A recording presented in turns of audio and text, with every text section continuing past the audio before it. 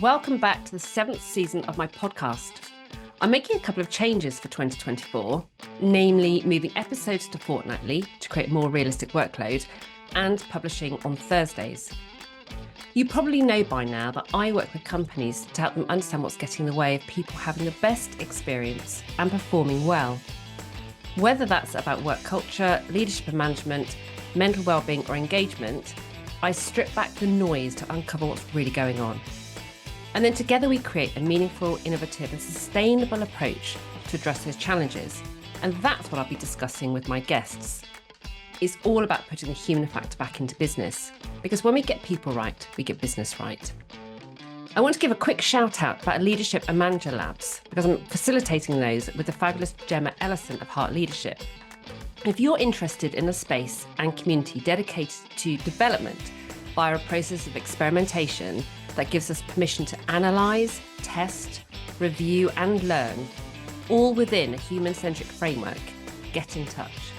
Details are in the show notes. I'm your host, Lisa, psychologist and psychotherapist and founder of It's Time for Change. Thank you for joining me on Beyond the Water Cooler.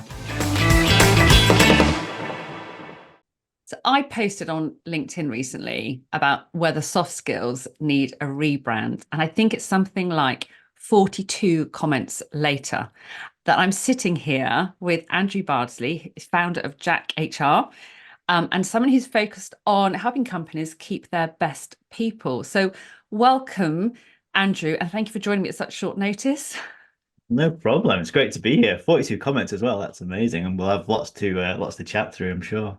Yeah, and I think there were so many comments and so many different perspectives on that, but actually some of what you were saying, I think this would be really good to kind of explore a little bit further with you. And it's one of those things that obviously caught people's attention. You never quite know with LinkedIn what's going to land and what isn't. And it's one of those things that everyone had an opinion on. Yeah. And I think with so much being talked about in terms of culture and getting the right work spaces, it's all about relationships, all about recruitment issues and so on. I thought actually this would be really good to drill down into. And the thing I love about your LinkedIn profile, it talks about your mission of helping scaling UK tech companies keep their best people. Is that right? That's it. Yeah. So, yeah, absolutely. That's it. So keep helping scaling UK tech companies keep their best people.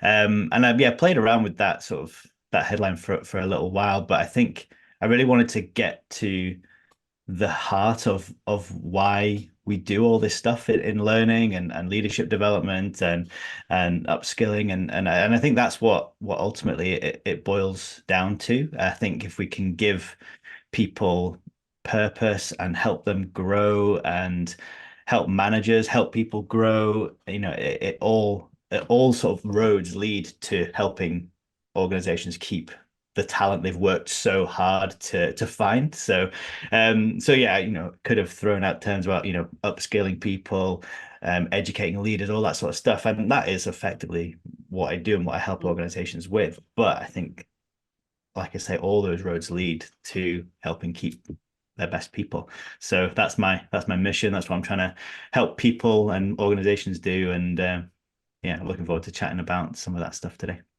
So let's think about soft skills then. What do we even mean by soft skills? What's that term mean to you? Because I know, again, it's a term that's used a lot. It's just banded around. And I think people generally have an idea of what they think that means. I'd be interested to hear your take on it.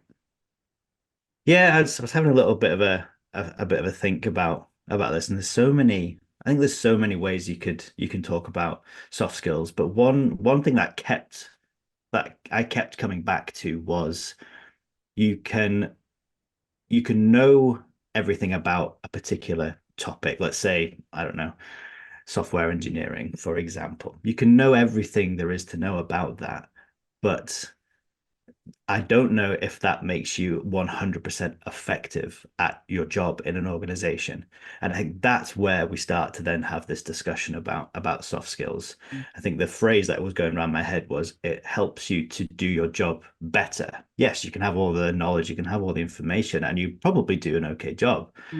But this extra layer of communication, of collaboration, of time management, all that stuff is going to help you just take that to the next level and be better at your role.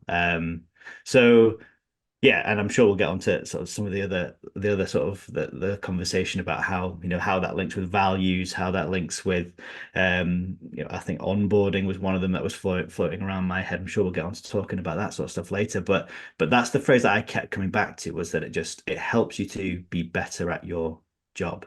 So yeah, that's probably in a nutshell what it means to me. But be interested to hear your thoughts as well, Lisa. Well, I think it is that it's there's that kind of consensus. It's the opposite to the hard skills. It's the kind of opposite to the sort of technical skills. It's much more about the interpersonal. It's much more just about being human. And I thought the point you made was good about it doesn't matter if your job is entirely technical and you are a whiz at being incredibly technical. Unless you're sitting in a box your entire life without interacting with anyone, you need to be able to engage with people and to interact with people and communicate. You can come up with the next best invention on this planet, but unless you can communicate that to someone and explain why it's great and the difference it's going to make and so on, we don't operate in silos, do we? And I think that's the bit for me that's missing when people talk about we just need people who are really good at this tech stuff, or they're kind of focusing on the hard skills. I think there's a move away from that now. People are much more aware that the collaboration, engagement, being able to just read people's body language, that whole someone mentioned the other day, last week, a company I was with talked about, I think it's more sort of support around emotional intelligence. I was thinking, wow, there's a term I haven't heard for a while, because that was a term that's being banded around years ago. Everyone wanted emotional intelligence stuff. And now that kind of space seems to have gone a bit quieter in favor of other language, but essentially it all means being human. Yeah, I think that word's so key. I think coming back to the human skills and people skills, people powers, whatever you want to call it. And yeah, I'm not trying to jump the gun. We might have this conversation later on about what we actually call these skills. But I think it does come back to being a human. And I think that's what makes soft skills so difficult. And maybe this is a slightly controversial way of thinking about it, but when we look at the harder skills, they feel to me a little bit more predictable. They feel a little bit more, okay, I can follow a process, I can do some research, I can learn X, Y, Z. And by and large, that will be the same every time I come back to that particular thing. But when you throw a human in the mix, every human is different. Every conversation with every human is going to be different. And that's where these skills come in handy, but also makes them so difficult, because there's just no knowing how. I had a brilliant conversation, brilliant bit of feedback that I gave to someone, and I'm going to use that exact same process again, but they could have a completely different outcome, completely different reaction, and yeah, they're really, really tough. Soft skills are hard skills. Someone made that comment, which I thought was good. Yeah. Actually, that whole the human element, which is unpredictable. I was listening to an Audible book on the weekend with my husband when we were traveling in the car about and she was getting an insight into someone's brain who is on the autistic spectrum, just in terms of how they view the world. And it was talking about, the word that we say, and it's talking about sort of the non-verbal communication of the body language and so on, but all the inference and all of the stuff that you can't see it and you can't hear it necessarily, but you just pick up on this stuff. And it's that kind of, people often talk about intuition and so on, but it's about what we infer from what people's words are about. And there's a real skill involved in that. It's really hard to get that right, and a lot of that is missed in conversation, depending on how good people's skills are in that particular area. You can't place enough value on that, because that's the stuff that people almost rely on in terms of speeding communication up or making assumptions that you've understood what I mean when I've said these few words. And you're like, well, I Mm, didn't actually say what I thought you were going to say. Um, mm. Communication is complicated, isn't it? It is, and as you were talking there, I was thinking about, we're having this conversation through Zoom, and like Mm, that added element as well makes all of that intuition and picking up on body language, picking up on that subtle, all those subtle elements makes that so much more difficult as well. So that's another added layer of mm, difficulty, and yeah, and maybe why some organizations haven't quite found that balance between like synchronous and asynchronous communication in the office, remote, all of that murky world. But it makes it so difficult to pick up on that stuff. We're just a little box on a screen. We close that screen and then we don't know what's happened before or what's mm, happening after. We've just got this like moment in time, and we've got to just try our best to pick up on what we can pick up on. But mm. but that's really difficult as well. And So particularly difficult. when some people, I still have a bit of an issue with people who turn the cameras off.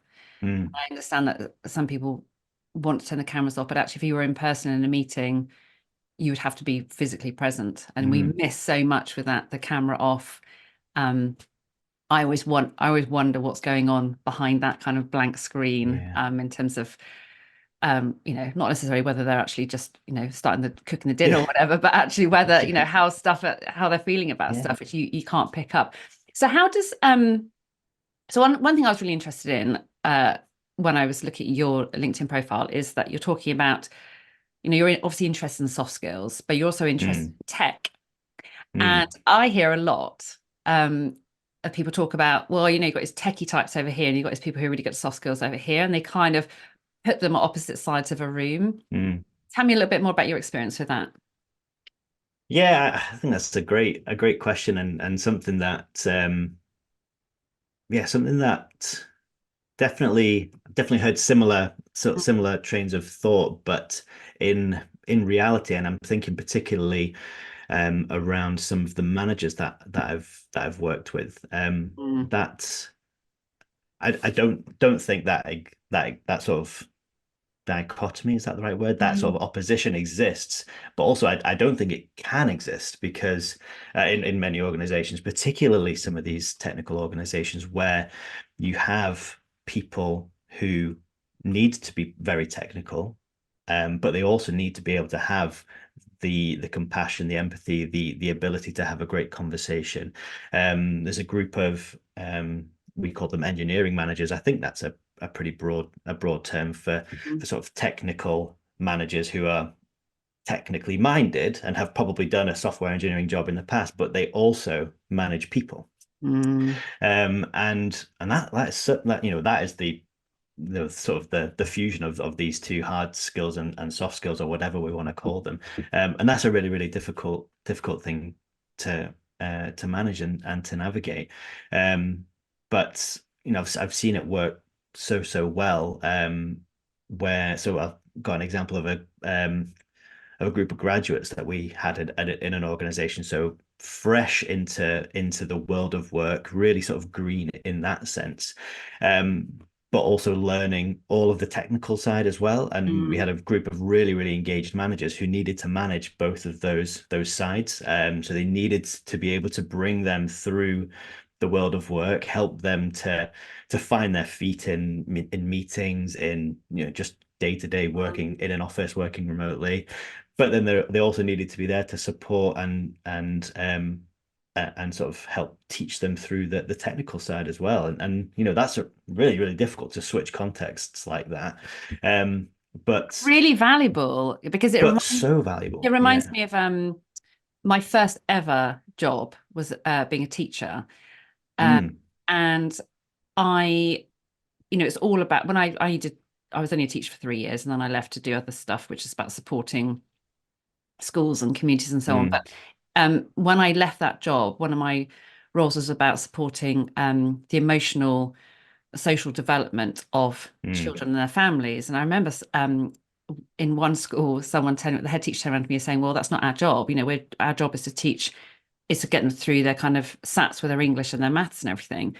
It's like, actually, you're missing the point. And I think schools then quickly grasp the fact that they're educating whole people, Yeah. and it's not just about pass your exams. And I think also for companies to have that responsibility, we are not just we haven't just got employees coming to work to do their best for us as a Mm, company, but our workforce are part of our community, but they're a part of communities outside of our company. And actually, we need to do the right thing by them. So if we can upskill them and give them confidence and so on, they're mhm. going to flourish for us, but they're going to do incredibly well outside of work. And of course, if you're successful in lots of different avenues of your life, then that has benefits in all your different avenues of life. So is that a Yeah. whole kind of wholesome, holistic approach to it? Yeah, no, that's it, and such a great celebration of a manager who can do that, and yeah, and guide someone like you say, Yeah. not just through the world of work, but also through life as well. I think yeah, that's incredibly impactful. And also, I think, Yeah. I like you picked up on the importance for managers to have these skills Mm, after people and do right by them. But also, if you've got people who are very good at tech and coming up with the next best thing, mm, um, the world's got to know about that next best thing. So you've got to be able to communicate that outwards. You've got to be able to go along yeah. to a conference and talk about something, or to sell the Mm. idea to someone else. There's, at every level there is going to be a degree of human engagement and human interaction. Yeah, 100%. And I think that's why soft skills are so important for everyone. But then, and I don't think this is too much of a tangent, but then we also need to make space for people who don't want that to be their full Absolutely. thing. So, I think managers again is the easiest Yeah, yeah, example, yeah. but so many organizations just have progression means managing a team. And that's just not what one, it's not what people want to do, and two, it's not always in that person's like skill set. Mm, Yes, we need these like core soft skills. I'm not entirely sure what those core soft skills are, but we need some form of, like you say, communication, collaboration, those types of things. But for that to then be someone's only avenue to progress feels pretty unfair and pretty sort of like narrow-minded. So I think we need to also have those options and opportunities for absolutely. people to grow in the technical, if that's the Mm, way they want to take it, but also if it's the softer, more people human side of things, then that's an avenue for them as well. So yeah, and that's maybe something we've not all got quite right yet, I would but I think with agree. these types of conversations, I think Yeah, that is only going to be an outcome, I think. So yeah. yeah. No, I completely agree, and I think I talk a lot about you just got to challenge the traditional ways of doing things in business and actually Mm, start looking at individuals as hmm. individuals and say, identify what they're good at and what they're interested in. Because if they're passionate Mm, about it, they're going to commit to it, and yeah. but putting the right people in the right roles. And actually interesting, I was talking to someone a couple of weeks ago who said, actually, who's now taken on a much more senior role in her company. And she said, Mm, I recognize we don't have the right people in the right roles. And they're now doing this hmm. big switch around, which is quite scary in one sense, but also really Yeah. exciting because you suddenly have all the Hmm. people with the right skills to do their job really well, which Yeah. is cool. So what about uh the connection with AI? So does that come in Oof. terms of tech? And Yeah. I was just thinking, it was literally just before we joined this call, I was thinking, oh yeah, I haven't really thought about AI and all this. All right. Yeah. Have No, you? I have yeah, I have a few very high level thoughts about AI. I'm certainly not a an expert by any means, but actually, I think AI is an enabler for us Mm, and will help us to do more of the human stuff. It's not, I don't think, going to come and take jobs away necessarily. I think it's going to be a sort of, I think a lot of these companies are calling it as like a co-pilot. So it's going to be mm, there as a support, as something that can maybe take away some of the admin tasks. It can maybe enhance some of the thoughts that we're already having. But mm, ultimately, the output for us in the work that we do is going to help us to be more human. So we can spend more time instead of building content, as an example, we can spend more time talking and having conversations with people to make sure we're, getting right down to the sort of the nitty gritty of what someone needs to learn. And then we can use AI as a co-pilot to help us build that content in a quicker, more efficient way. So so yeah, actually I think it's gonna help us be more human and maybe do more of these soft skills that we've been talking about. What that actually looks like, I'm not entirely sure. But yeah, I think it's not going away. I think No, it's one of I couldn't agree more. I'm going to put a load of links in the show notes to lots of things that I've come across through my work to do soft skills. There's an article, and I think also a podcast. I've not listened to it by Bhavinder Singh Power, he says in workplaces where many tech processes will likely be performed by machines, soft skills will allow us to differentiate ourselves in terms of creativity. And it's that humans will continue to generate the new ideas, and you still need humans to be able to do that. So I agree that it's not about AI taking over. It's about being very clear about what we use AI for and what humans are needed for, what they provide, what the value they offer, which is going to be about the soft skills. Exactly. And you can tell when, if you use LinkedIn as an example, you can tell when someone's used AI to write a post and they've literally gone copy paste post.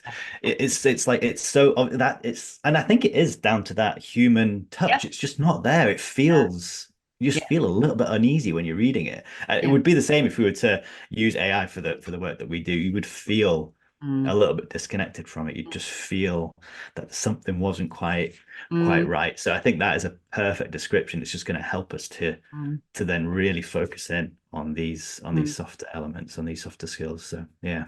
Do you think we can teach soft skills? Because again, I've heard people say, well, you've either got them or you haven't. They're part of your character, they're your traits, which I have an opinion on, but what's your opinion? Yeah, and I thought I was going to come in really strong and just be like, yes, absolutely, you can teach soft skills. But then the conversation we were having before about intuition, trust in your gut, that type of thing, that started to question that initial response. I still think there are lots of things that we can teach and should continue to teach. One of the things that I was thinking about was creativity, and I thought, okay, well, could we teach someone to be creative? And my initial reaction was, well, maybe not. If you were to sort of sit down and think, okay, I'm going to build a session about creativity, that might be quite difficult. But then I was starting to think, well, what are all the things that build into creativity? Well, it's our mindset. It's given us like a space to think. It's given us different inputs, different bits of energy. So maybe it's not thinking about, well, what is creativity and how do we teach that? Actually, it's putting someone into the mindset of a creative person and giving them the space to go away and then be creative, do creativity, whatever it is.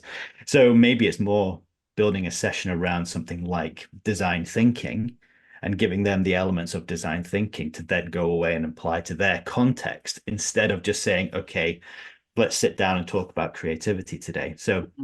So I think why I'm saying this is, yes, I think we can teach soft skills, but I think we just have to think a little bit more about what each of these soft skills actually mean and look like for us in an organization. So it's no good sitting down and saying, let's talk about communication, because that's just going to feel it's going to feel generic. It's going to feel like, well, what does that mean for me? How do I apply it? So instead of doing that, sit down and think, well, what does it communication mean for our organization? Well, it means having courageous conversations. It means giving really candid feedback. It means all of these things. And then from there, we can say, well, we'll start to teach all of these things, or we'll give people insight into what these things mean. And that will then help us with our communication. So that's quite a long-winded way of saying, yes, I think we can teach them. But then I think we just have to be a little bit clever about what we actually teach and there's still a question mark over intuition. I'm not sure about that. Yeah, I think I really like your observation about you need to be very clear about what it looks like. Um, Mm, and actually just taking a term, someone asked me last week about doing some stuff around emotional intelligence. mm. And I've gone back to them saying, well, what do you mean by What that? do you Like, what mean? is it that you would Yeah. like to be able to do differently or to feel different about in terms of Hmm. confidence? Um, so I think breaking that down, being very clear about that is really Mm. important. And it's about showing someone or explaining and exploring what that actually means, but then finding lots of opportunities to Yeah. practice and lots of reinforcement and lots of, part of that is going to be about noting when people are doing it well and being able to feed back about why it went well and the difference it Mm. made. And then looking for those opportunities when things perhaps could be a little bit better, a little bit different. Yeah. And engaging that conversation in a really supportive way, which is not about criticism, but Mm. it's about giving some really helpful, constructive feedback. But again, Mm. that in itself, just the feedback bit, a lot of people shudder at the thought of that. It's like, how could I Yeah. possibly say something that's about someone else could do something better? And that comes down to the whole, what culture you have and about psychological Mm. safety and support and so on. So I think, I think those observations were good. Yeah. And I Sorry, go on. No, I was going to say, and also I think there's you touched on intuition, and I think Mm. there is a kind of a consensus around the fact that women, lots of the soft skills, women might find easier. Mm. There was something I read in McKinsey, um, which, and again, I'll put the links in, but they were saying that traditional behaviors of control, sort of corrective action and sort of individual decision making are now considered the least critical for future success. Much more important are intellectual stimulation, which kind of comes Mm. equal measure, men and women. But five other traits of inspiration, participative, can hardly say that word, decision making, setting expectations and rewards, people development, and role modeling are applied more frequently by women. Mm. But that doesn't mean that men can't do those things. It's about recognizing that we might need to create opportunities for them to explore and to sort of understand Yeah. what that means, what that looks like, and to break it down into Hmm. what it looks like for them, what it feels like, and why does it feel uncomfortable, and what should I be looking for, and what Yeah. if, all that Mm. stuff. That's it. And the role modeling piece is an interesting one there. And maybe thinking about the role models that maybe men look to or have looked to, and maybe less, I Mm, don't know, maybe it's very stereotypical, but maybe less open to that way of thinking, or have been in the past, or have seen role models be less mm, less open, vulnerable, expressive, and like I say, I'm generalizing, but that's a really interesting one. So maybe having role models who do really live and breathe these ways of thinking would be a way to open that up yeah. to people in the organization. That's an interesting one. I hadn't really thought about that before. I was lucky enough to have a conversation on this podcast with someone called Dr. Sean Andrews Mm. a year or so ago, and she's in the States, and she's written a book called The Power of Perception, and it's Mm. about how about gender differences in terms of our perception of what we are expecting of men and Mm. women, and then how we respond when we see them using the particular skill sets. So if Mm. a woman is to be focusing on soft skills and so on, and which might also involve being a bit more expressive with their emotions. And it's like, is Mm. that seen as a good trait in terms of role modeling and creating the right environment for people to do the same, or is that seen as a weakness because she can't hold it all together and prove she's Mm. strong?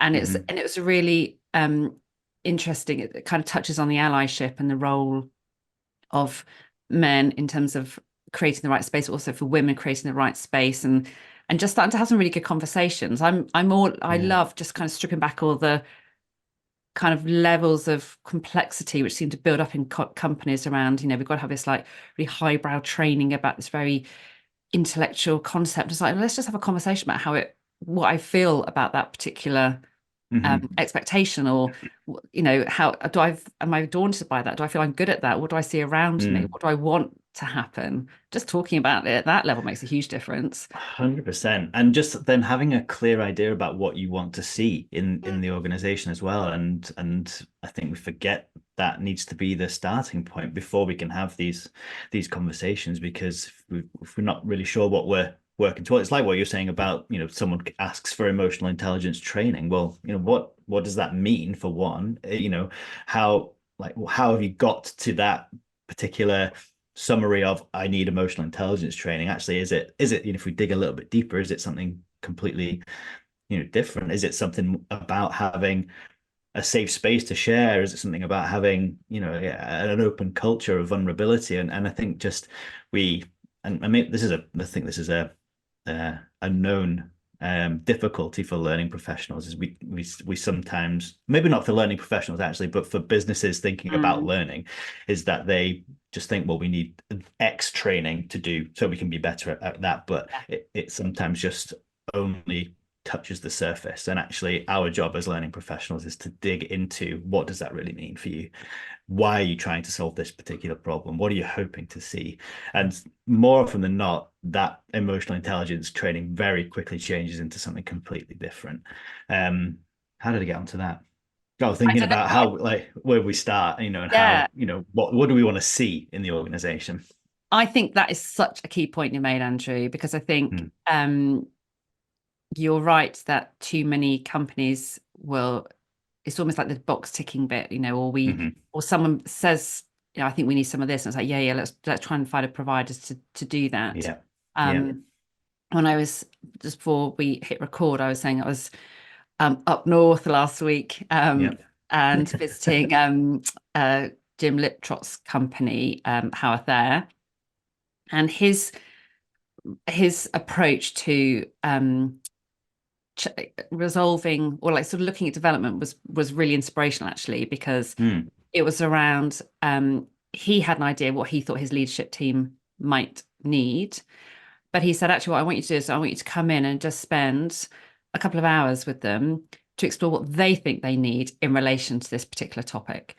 And we did lots of talking around what feelings these words, these concepts evoke in us, and what is it that we think we need some help with, and actually they essentially designed what the program's going to look like going forward. But to start with them saying, this is how I engage with, or this is how I respond to this particular challenge, and this is what I think I need, and being able to give people that space, so much more meaningful than someone saying, my team's going through X, Y, Z, and I think they need this particular program, and it just kind of misses the mark entirely. It does, and that's why I think the most important skill, and I'm not going to label it hard or soft, just the most important skill business leaders, managers, just I think people in general can have is coaching, like coaching skills, because that exact scenario you've just described there comes off the back of brilliant questioning, giving someone the space to share, to think, letting them see what comes up for them when you throw words out there, and it's just amazing the amount of awareness and growth that comes out of those conversations. And I don't think we do it enough, but it's such a powerful skill. It's difficult to learn, and I think if we're making a distinction between hard and soft, I think coaching maybe comes in sort of I think probably covers both, actually, because it's around your communication and that sort of softer side, but also it's a very hard skill to master. But the outcomes are incredible. Like, just the power of coaching, I think it always surprises me when you ask some really pointed questions.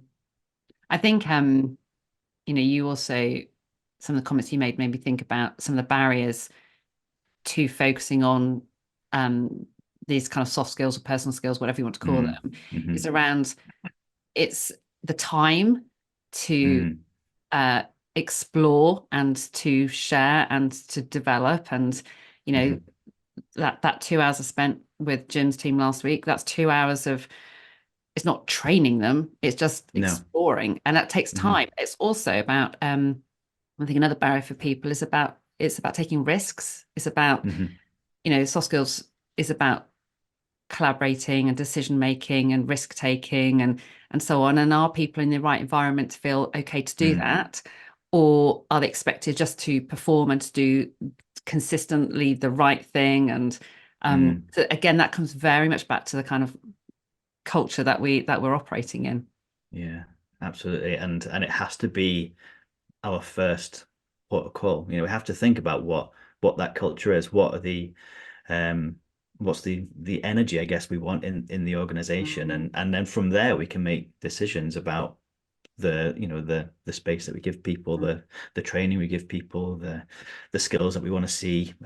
So yeah, it all starts with with that first step, that Mm. culture step. So then Yeah. how do, and this is no small question, how do we get the sort of financial directors or the kind of essentially the people holding Mm, the purse strings who are working at what to invest in? mm, How do we get them to understand the need to invest in the mm. people skills? Because that's one of the big barriers, isn't it? Yeah, it really is. And they're difficult to measure, but a couple of ideas spring to mind. I sort of alluded to one earlier, which is around onboarding, and something that I've seen work so well in onboarding programs, bringing new joiners into the business, is to have soft skills as part of that induction and almost navigating that through a company's values. So values are an interesting thing. I think some companies do them so well. Some are just pretty much words on a wall that don't mean anything. They're not lived, they're not breathed in the business. But I think if we can bring that conversation into the onboarding space and give people a really tangible takeaway in terms of this is one of our values, this is what it looks like in practice, and this is how we expect you to sort of operate in the guardrails of that value. A couple of examples spring to mind. One was one of the values at a previous organization was all around collaboration and all that great stuff. And we did a game that was called Lost on the Moon. It's something that I did the very one of the very first organizations that I joined as a just as an employee. This game was part of the onboarding process, and it's just stuck with me for the entire time. And it's all around you do a task as an individual, and then you come together as a group and you do the same task, and you see a huge improvement in the outputs. And it's all, we don't really sort of talk about it like that. We don't say, oh, you're going to do this task and you're going to collaborate and then you're going to see this. We just kind of throw the task out there, and you just see this amazing realization when they've done this task by themselves. They've got an okay score, but they come together as a group, and all of a sudden these scores are shooting through the roof. They're having amazing conversations, and then the takeaway from that is just incredible. You see these people go off into the business using these, it's not even that we've taught them a skill, it's just helping them to recognize the power of coming together as a team, collaborating, sharing your thoughts, valuing other people's opinions, and it just sets the tone for collaboration throughout the business in the future. So coming back to your question about, well, how do we get FDs involved in this and signed on? I think to be able to then demonstrate someone coming into the organization and the trajectory to them being productive through these types of interventions, through these types of sessions, I think is a great way to talk about it. So you can say, well, from you know week one, someone is going to be in the business, living and breathing our values, challenging people's thoughts and ways of thinking, ways of doing things. They're going to be collaborating with their team. I think that's a great story to be able to tell. So yeah, I think combining those values with the soft skills, I think a great way to start to really bring people Mm. on board. I really like that. Your example's brilliant. I love that Lost on the Moon. Yeah, Um, it's great. and it really emphasizes the value of focusing on the process of how people come Mm, together and how they engage with their work, doesn't it? Which I don't mm, think enough people really think about. So mm, it's expectation we come to work and we just crack on doing what we got to do and then we go yeah. home without, a classic example is meetings. It's like, how are those Mm, meetings used? And the number of times I've had conversations with people who run them, it's like, well, actually, do you need to do X, Y, Z in that meeting? Or would it be better off just carving out a chunk of that meeting to have the kind of mm, conversations that you've just talked about and just to mm, explore and to be, to innovate in a collaborative way and yeah. and just the whole process bit is the bit that's really Mm, missing. I'm going to put a link, actually, you reminded me, I'll put a link to another podcast where we talked mm, about an episode where we talked about a really good process of having meetings and getting people collaborating. And it was oh, one cool. of the examples, you're Lost on the Moon, it reminded me of it. And it's Yeah, actually, there just needs to be much more emphasis yeah. on that space and how to create the right space for people to be able to use those skills. So maybe it's not Mm, about people don't have them, they're just not given the opportunity to use them because as a company that's we don't create that. That's exactly it. And it goes back to that conversation we were having earlier about setting the tone for the business and Mm. setting and really thinking about that culture that you want to see. So we're effectively telling a person on day one, day two, we want to hear your opinion. We want you to challenge the way that we're doing things. We want you to have a voice, and this is a fun but quite poignant example of how to do that. Mm. So you're taking that value straight off the wall and saying this is how it's lived Mm. at this business. And we want you to do that. We in some ways expect you to do that. And yeah, and I think it's just a great way to really bring it to life. And yeah, and like I say, not really teaching anyone anything necessarily, but you're just giving them the license to operate like that. And I think it's a really powerful thing. I like that, getting the license. I think it reminds me of a report by McKinsey Health Institute and Business in the Community Prioritize People, Mm, which was released last year. And that was talking about how enabling your workforce to thrive. But what underpinned that, and actually was designed, it was written for CFOs, and it was a mm, lot of CFOs contributed to it because they realized that there's a real barrier to people engaging in the stuff that really matters.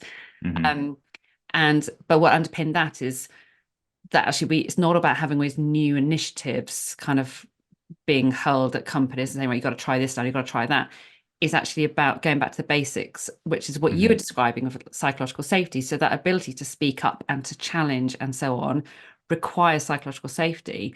So actually, if mm, as organizations, they go about creating the right environment in terms of people feeling safe to be themselves and to, innovate and to mm, challenge and so on, then that's the stuff that enables people to thrive and improves their mental well-being, mm, enables them to use their soft skills. They yeah, will see other people use it. It goes back to your comment earlier about role modeling. mm, You're then in an environment where even if that's not your strength, you're observing it. And that's, a great way to learn as well. So, but it goes mm, back to that whole kind of creating the right space for people to be able to engage in that. yeah. And no easy task, but I think, but it's such an important place to start. Mm. Um, so yeah, And it's there is a skills gap, isn't it? There is I was looking at the on LinkedIn, the global talent shortages mm, the kind of article was talking about um the shortage reached a 16-year high. I think this was last year. oh, well, So yeah, 75% of employers can't find the talent they need with the right blend of technical and soft mm, skills. And they had actually in the article, again, I'll put a link in because I can't remember the web, they'd put in the article, they'd put sort of the 10 top soft skills that people are mm, looking for and they're struggling to find. but they need them alongside the technical skills, which is why it jumped out at me, because it's like, well, this is exactly what I'm talking to you about. And unless businesses consciously look at how they develop both the soft skills and the technical skills, that gap is just going to get ever wider, isn't it?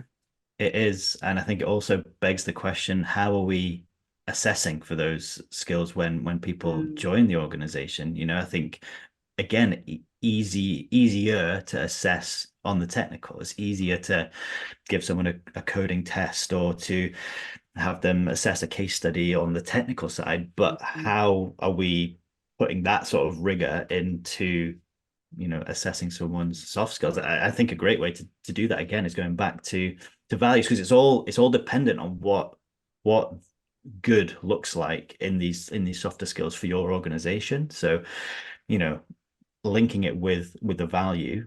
I go back to a previous organization where they had a value around challenge. We didn't ask for examples about how did you challenge someone, or whatever, a better example than that. But we asked questions about when was the last time you gave someone constructive feedback? What does feedback mean to you? When did you last step out your comfort zone? That type of question, which all speaks to that value of challenge. But it's not just, well, tell me about a time you last challenged. And I think that, again, maybe something that businesses aren't quite thinking about, but with this skill shortage, something that we need to be assessing for, really quite rigorously.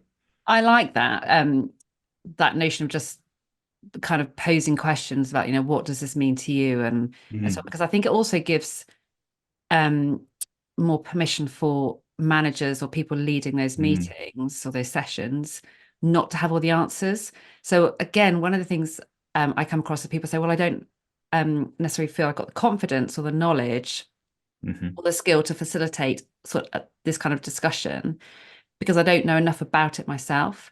But there's nothing more powerful than someone who's facilitating that session to say, I'm not an expert in this. I don't know any more than you. I might say the wrong thing or whatever, but my intention is positive, and this is why we're talking about it today.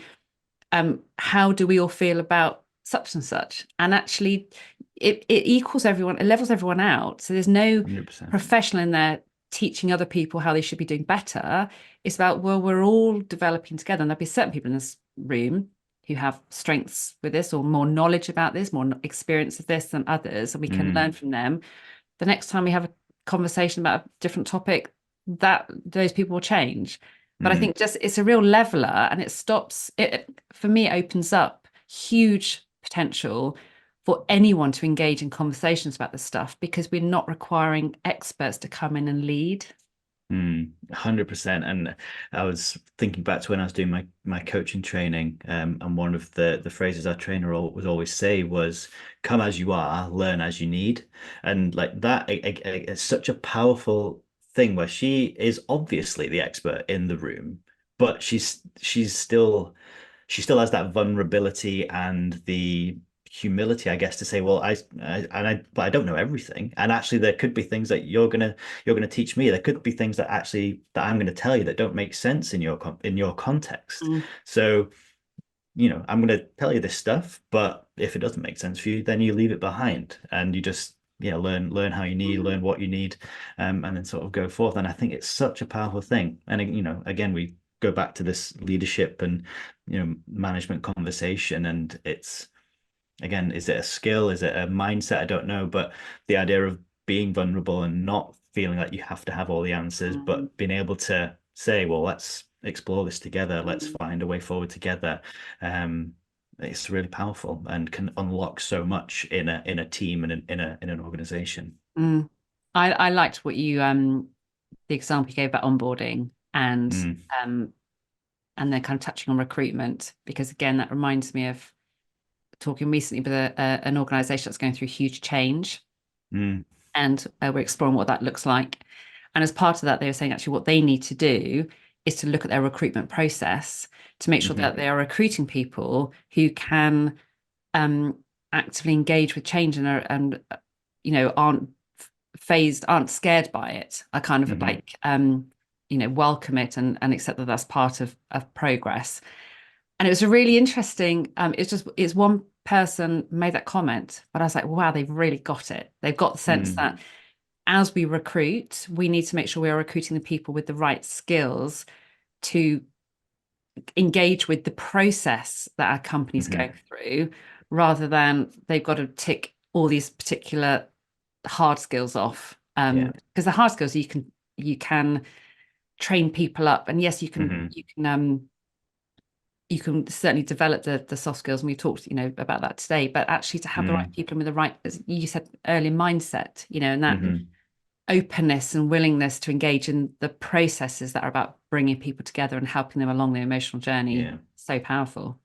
It is, and what a great way to bring someone into an organization, saying, we don't have all this figured out. We're recruiting you because we want you to come and help us along on that journey. But I think it is absolutely a mindset, and that's not for everyone. But that again goes back to this idea of we need to have not all of this figured out, but we need to have a good idea of what we want our culture and what we want from our organization, so that we can then be really upfront and honest with someone at the recruitment stage, at the onboarding stage. There's going to be change, there's going to be things that shift, but actually we want you to be involved in that. And some people say, well, actually no, that's not for me, and that's totally cool. But others will be like, well, I'm up for that challenge, I want to have these conversations. And yeah, what a brilliant way to come into a business, being involved straight away.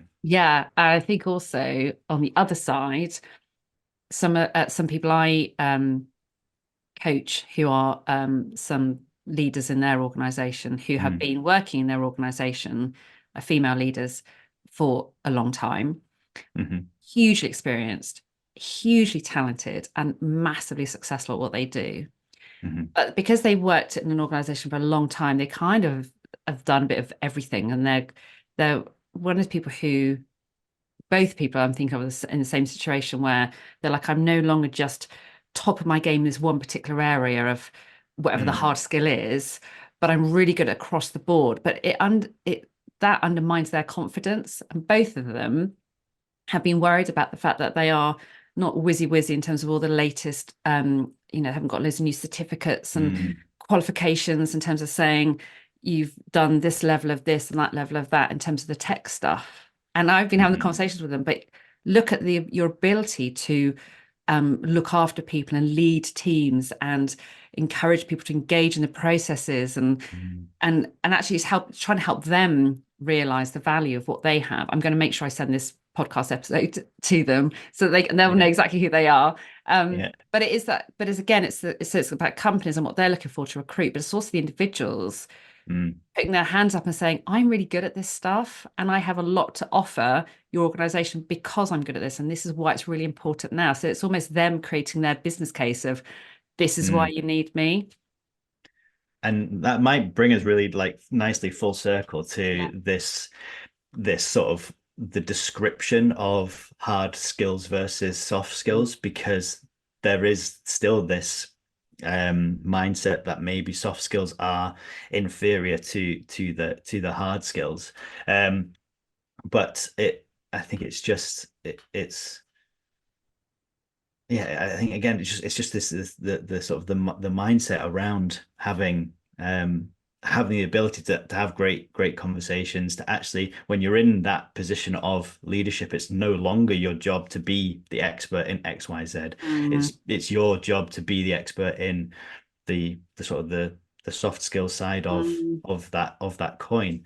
And I think it's for leaders particularly, there's this idea that the leadership stuff is, in some organizations, like side of desk, and it's not what we should be focusing our time on. It's the harder skills, the technical stuff. But again, if we change that mindset, actually bring these two things up to different sides of a coin but the same coin, then we change the narrative around what soft skills mean. And I think in your example there, it changes the mindset of those leaders to say, well, actually, I don't need to be the expert in all of this technical stuff because I'm the expert in the softer side of things.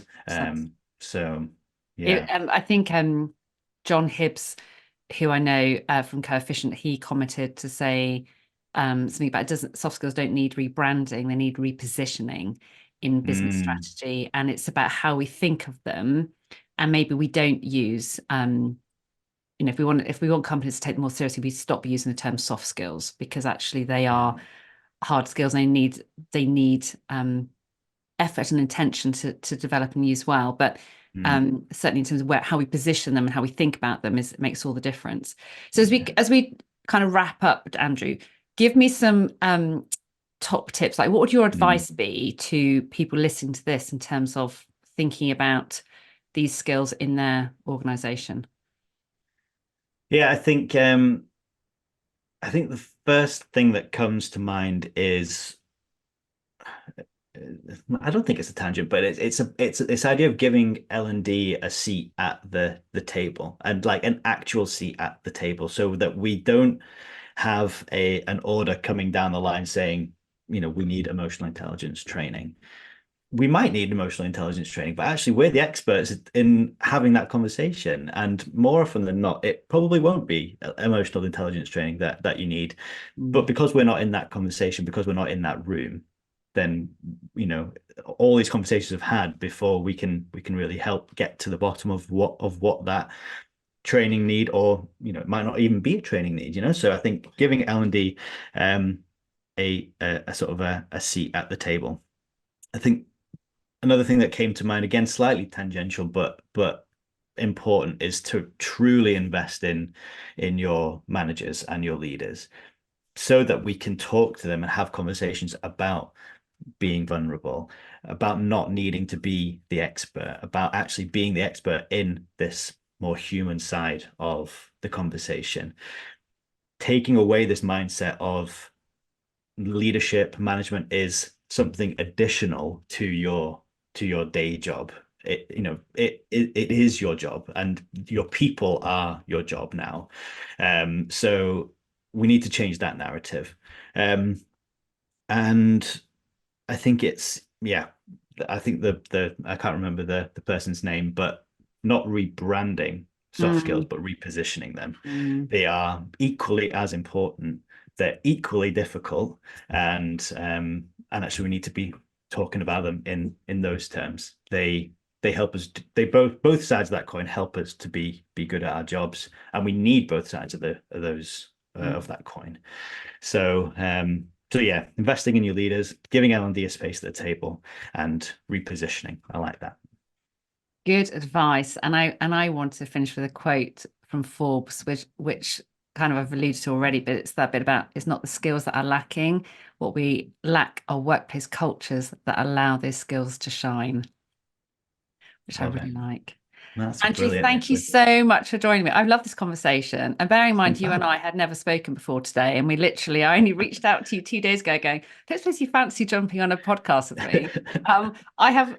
It's been so interesting. And I think the breadth of this conversation has kind of, again, just highlighted the importance of people really getting to grips with this and thinking about what the term soft skills means to them. Go and have some of the conversations, the questions we've talked about today. It'd be brilliant for people to just go and take those and talk about those in their company. And it'd be really awesome just for them to think about, okay, what does this mean for us? Why do we think it's important? Let's just start having a conversation. Just explore it. Absolutely. It's a huge topic, but I've absolutely loved it. Thanks so much for including me. And it's been brilliant. Thank you, Andrew. What have you taken from the conversation today? Please do think about your intention to do something differently. And do give the podcast a thumbs up on Apple or wherever you listen to your podcasts. I'd be incredibly grateful if you could leave a short review too, as it helps spread the word far and wide. I'd love you to join the club to be part of driving real change that improves practice and people's experience at work. You'll be the first to hear about relevant updates and free downloadable resources. Please do reach out to me directly to discuss the topics we've covered on this podcast, or perhaps other challenges at work. And if we're not already acquainted on LinkedIn, please do connect. All the links you need are in the show notes. Thanks again, and see you in a fortnight.